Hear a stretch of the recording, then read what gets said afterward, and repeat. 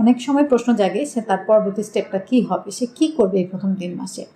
তো কিছু জিনিস আমি ভাগ করে বলে দিচ্ছি যার জন্য তার সুবিধা হবে বুঝতে, একজন প্রসূতির সুবিধা হবে বুঝতে সে কীভাবে চলাফেরা করবে। প্রথমত আসি আমরা খাবার নিয়ে। প্রথম 3 মাসে যেহেতু অনেক বমি হয় কিংবা অনেকের বমি বমি ভাব হয়, সে আসলে কিছুই খেতে পারে না।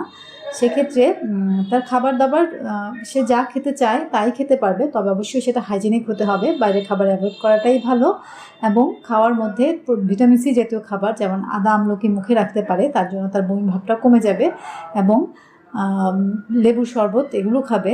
বমিটা যেন না হয়, সে রাতেই ব্রাশ করে ফেলবে। সকালবেলা সে খাবে যে শুকনো খাবার খেলে তার জন্য একটু ভালো ফিল হবে। সে কিছুই যদি খেতে না পারে, শুকনো খাবার যেমন বিস্কিট, মুড়ি, চিড়া কিংবা খেজুর এসব খাবার খাবে।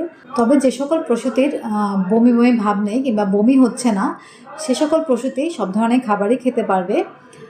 তবে অনেকে বলে থাকে সকল ধরনের ফ্রুটস, যেমন কিছু খাবার তারা ভয়ে থাকে, যেমন হচ্ছে আনারস, কাঁচা পেঁপে, গাজর, কলিজা এগুলো খেতে পারবে না।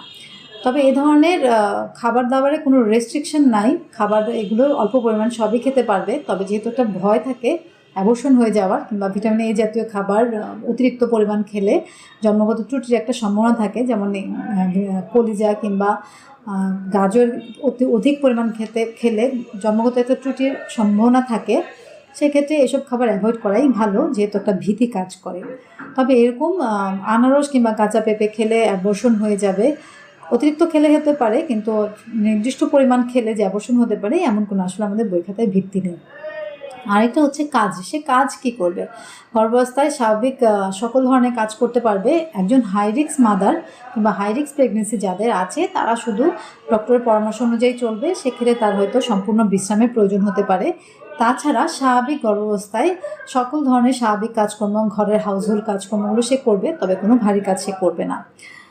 আর অনেকে আমাদের জিজ্ঞেস করে সহবাস করতে পারবে কিনা, অনেকে লজ্জায় ভয় জিজ্ঞেস করতে পারে না কিংবা জিজ্ঞেস করেও না। কিন্তু সহবাস আমরা প্রথম 3 মাসে না করতেই বলি, কারণ এটা মিসক্যারেজ হওয়ার একটা ঝুঁকি থাকে প্রথম 3 মাস, তাই ইন্টারকোর্স না করাই ভালো।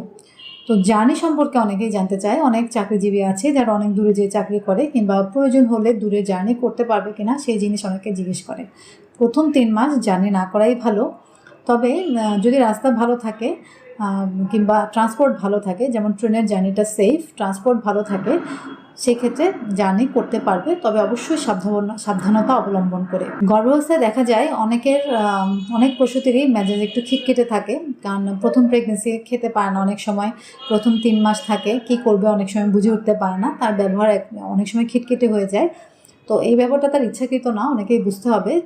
তার যদি সাইকোলজিক্যাল কোনো প্রবলেম না থেকে থাকে তাহলে এই ব্যবহারের জন্য ঘরের মেম্বার কিংবা হাজব্যান্ডের কাছ থেকে সাপোর্ট দেওয়াটাই আশা করি ভালো হবে। আর ঘুমের ব্যাপারটা, কতক্ষণ ঘুমাবে, তো গর্ভাবস্থায় আমরা বলি অবশ্যই 10 থেকে 12 ঘন্টা সে ঘুমাবে অথবা রেস্ট নেবে। দিনে 2 ঘন্টা রেস্ট নিতে পারে, রাতে 8 থেকে 10 ঘন্টা সে ঘুমাতে পারে।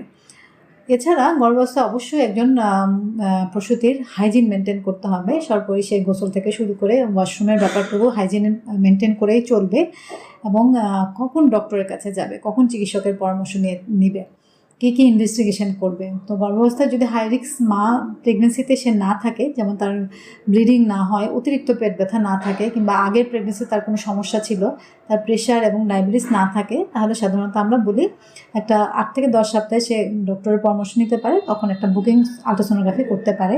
সেই আলট্রাসোনোগ্রাফিতে অবশ্যই আমরা দেখি যে তার ডেটটা কবে, প্রেগনেন্সির ডেট কবে, কিংবা তার সিঙ্গেল প্রেগনেন্সি না টুইন প্রেগনেন্সি, এসব পজিশন আমরা দেখে থাকি। অথবা তার যদি কোনো ধরনের প্রবলেম থাকে, যেমন থাইরয়েড সমস্যা থাকলে কিংবা ডায়াবেটিস থাকলে, সেক্ষেত্রে রেসপেক্টিভ টেস্ট রেসপেক্টিভ ডক্টর বুঝে দিয়ে থাকবে।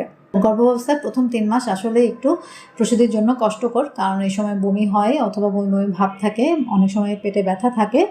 এইসব কিছু সকল কিছুই সে স্বাভাবিকভাবে নিতে পারবে যখন তার এটা খুব এক্সেসিভ পরিমাণে হবে না।